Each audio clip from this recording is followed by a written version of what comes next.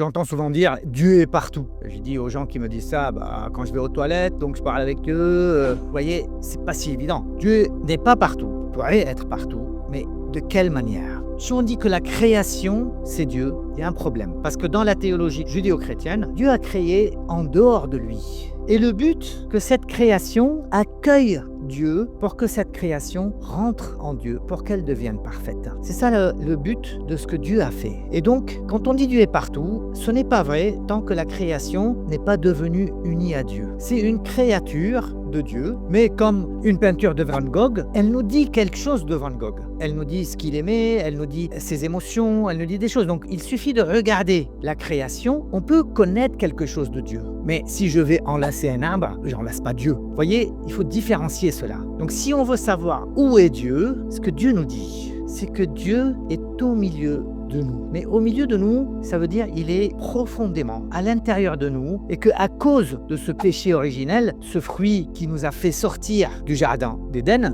de ce lieu où on avait une relation tellement intime avec Dieu qu'on ne connaissait pas le mal, c'est devenu très difficile d'avoir accès à cette relation avec Dieu simplement et tous les jours. Et donc il faudrait qu'on revienne à prendre des temps de méditation, ça veut dire des temps avec Dieu, tout en sachant que nous on ne fait pas le vide puisque Dieu est en nous. Nous, on cherche à nous connecter au plus profond de nous. C'est le lieu, ce qu'on appelle la conscience, le cœur profond où Dieu est présent. Et c'est là qu'on peut renouer avec Dieu. Saint Augustin le dit, « Je t'ai longtemps cherché à l'extérieur, mais j'ai découvert que tu étais plus intime à moi que moi-même. » Que Dieu vous bénisse et vous aide à entrer en vous-même.